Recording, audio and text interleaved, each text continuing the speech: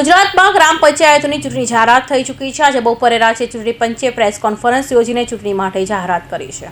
ગુજરાતમાં છેલ્લા કેટલાય સમયથી અટકી પડેલી ગ્રામ પંચાયતોની આજે ચૂંટણી પંચ માટે જાહેરાત કરવામાં આવી છે। આજે બપોરે રાજ્ય ચૂંટણી પંચે પ્રેસ કોન્ફરન્સ કરી ગુજરાતમાં 8થી વધુ ગ્રામ પંચાયતો માટેની ચૂંટણીની જાહેરાત કરી છે। ચૂંટણીની જાહેરાત કરતા ચૂંટણી અધિકારી પ્રેસ કોન્ફરન્સમાં જણાવ્યું કે આગામી 22 જૂને રાજ્યની 8,387 ગ્રામ પંચાયતો માટે ચૂંટણી યોજાશે અને પરિણામો 25 જૂને આવશે। ગ્રામ પંચાયત ચૂંટણીને લઈ 2 જૂને એક જાહેરનામું પ્રસિદ્ધ થશે। જાહેરનામું પ્રસિદ્ધ થવાની સાથે જ ઉમેદવારી પત્ર ભરવાનું શરૂ થઈ જશે।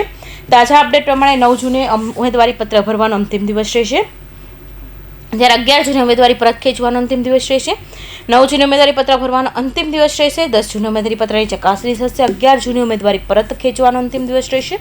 રાજ્યમાં 8,326 પંચાયતોની બેલેટ પેપરની ચૂંટણી યોજાશે। 22 જૂને સવારે 7 વાગ્યાથી સાંજે 6 વાગ્યા સુધી મતદાન યોજાશે। ગ્રામ પંચાયતની ચૂંટણી જાહેરાત થતાં જ આદર્શ આચારસંહિતા લાગુ થઈ ગઈ છે।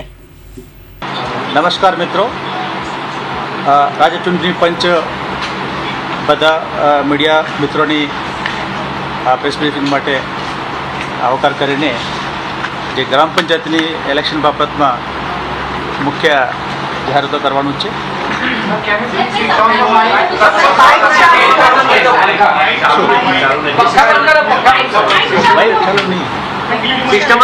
ये आखी बता मीटिंग ની મેક સિસ્ટમ છે। આ સિસ્ટમ છે ગયા વખતે પણ એવી રીતે okay continue sir, please continue. હવે અમને એક સેકન્ડ કોઈ બધા પ્લીઝ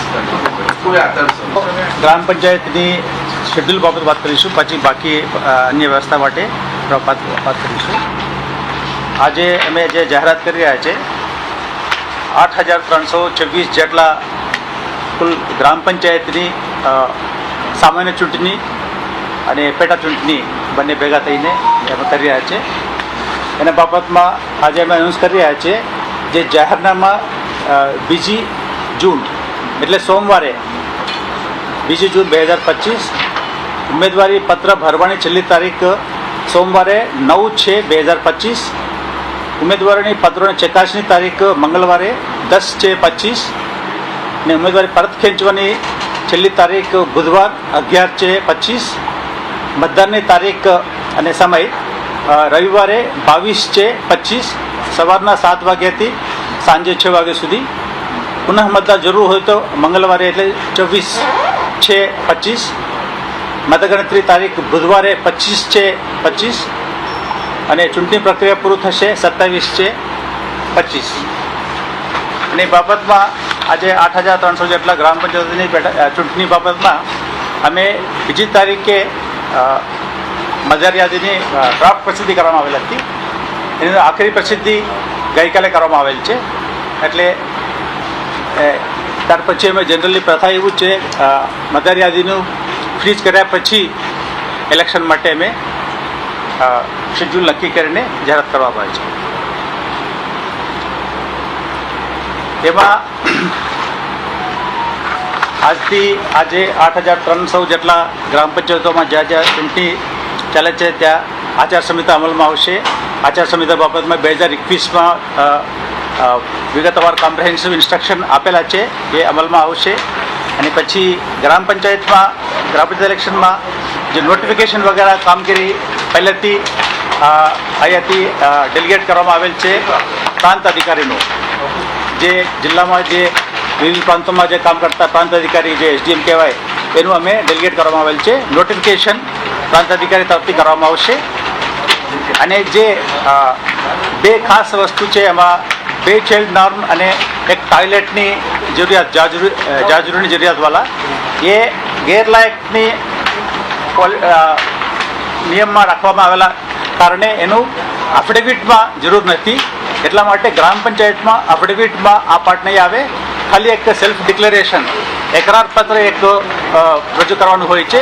એમાં અમુક વાર જિલ્લામાં થોડા રજૂઆત આવતા હોય છે, એફિડેવિટ તમારા માંગીએ છે, એવું નથી। એકરાર પત્ર સેલ્ફ ડિક્લેરેશન જરૂર છે ગ્રામ પંચાયત માટે। એના માટે લગભગ 2006માં સરકારે એક નોટિફિકેશન બહાર પાડેલા છે।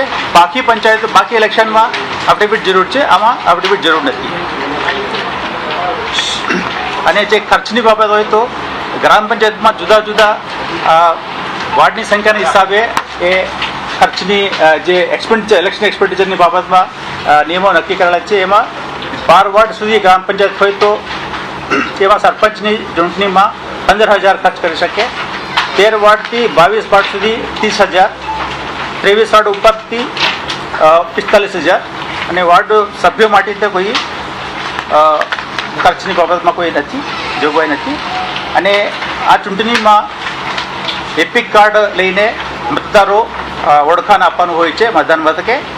જેની પાસે એપિક કાર્ડ ના હોય, રાજ્ય ચૂંટણી પંચે 14 જે ઓળખાણ પ્રસ્તાવિત કરવા માટે જે નક્કી કરેલા છે એ જે 14 છે એ હમણાં તમને યાદી આપીશું.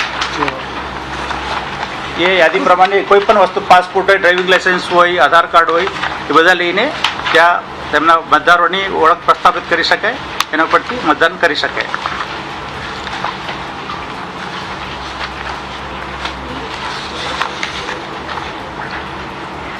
ફોટો સાથેના પાસપોર્ટ, ફોટો સાથેના ડ્રાઇવિંગ લાઇસન્સ, ફોટો સાથેના પેન કાર્ડ, રાજ્ય સરકાર, કેન્દ્ર સરકાર, જાહેર સંસ્થાઓ દ્વારા આપવામાં આવેલા ફોટો સાથેના ઓળખ કાર્ડ, પબ્લિક સેક્ટર બેન્કો, પોસ્ટ ઓફિસ તરફથી આપવામાં આવતી ફોટો સાથેના પાસબુક, અનુસૂચિત જાતિ, અનુસૂચિત જનજાતિ, 50 વર્ગના સક્ષમ અધિકારીનો ફોટો સાથેના પ્રમાણપત્ર, ફોટો સાથેના પેન્શન પ્રમાણપત્ર જેવા માજી સૈનિકોની pension book, pension payment order, માજી સૈનિકોની વિધવા આશ્રિતોના પ્રમાણપત્રો, મોટી ઉંમરના વ્યક્તિઓના પેન્શન માટે ઓર્ડર વગેરે.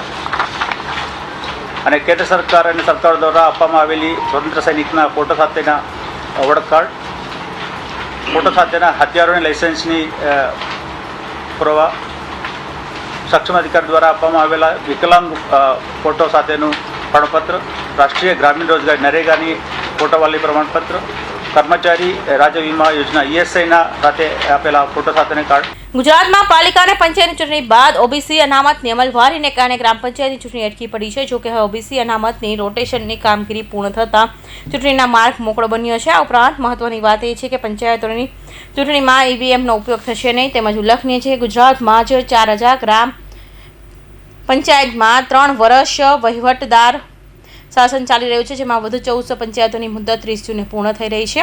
ગુજરાતમાં ગ્રામ પંચાયતની ચૂંટણી માટે રોટેશન પ્રક્રિયા ઓબીસી માટે અનામત 10%થી વધારી 27% કરવાની પ્રક્રિયા વિચારધારણા હેઠળ હતી.